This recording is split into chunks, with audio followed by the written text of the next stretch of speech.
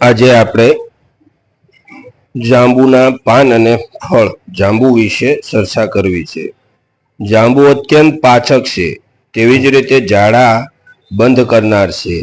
અતિસાર એટલે ઘણી વખત ઝાડા થતા હોય ત્યારે જાંબુના પાનનો રસ 10 ગ્રામ અને 3 ગ્રામ મધ નાખી દિવસમાં 3 વાર લેવાથી 4 થી 5 દિવસમાં ઝાડા અને અતિસાર બંધ થાય છે।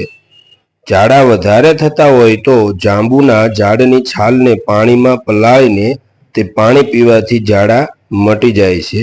જોકે એમાં એક બીજી બી રીત છે, અષ્ટમાંશ કાઠો કરીને પાણીમાં છાલ નાખીને તેને ગરમ કરવી અને 1 લીટર પાણી પછી પીવાલાયક હળશેખું પાણી રહે ત્યારે તેને પીવું। જાંબુનો રસ મધુમેહ એટલે કે ડાયાબિટીસના દર્દી માટે સુંદર કામ કરે છે। પેશાબ વારંવાર જવું, પેશાબ કર્યા પછી પેશાબ કર્યાની જગ્યાએ કીડી મકોડા વગેરે જીવજંતુ ભેગા થતા હોય તેને મધુમેહ કહે છે, એટલે કે ડાયાબિટીસ। આ રોગના દર્દીને જાંબુના ઠળિયા બહુ કામ આપે છે।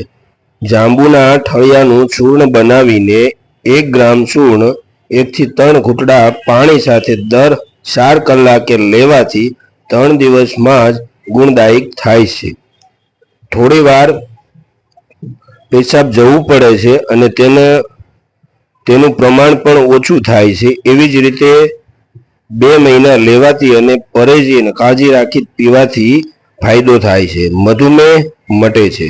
જાંબુની છાલના ઉકાળા અને કોગળા કરવાથી મોંમાં પડેલા છાંડા અને મોઢું આવી ગયેલું હોય, ગળામાં ખોશ આવતી હોય, ગળામાં ઇન્ફેક્શન હોય અને જીભમાં છાંદા પડ્યા હોય તો પણ સારા થઈ જાય છે। જુવાનીમાં થતા મોંના ખીલ ઉપર, મોઢા ઉપર થતા ખીલ ઉપર જાંબુના ઠળિયાને લડીને તેનો લેપ લગાવવાથી મટે છે। વિડીયો સારો લાગ્યો હોય અને આવા બીજા વિડીયો જોવા હોય તો અમારી ચેનલને લાઈક, શેર અને સબસ્ક્રાઈબ કરો।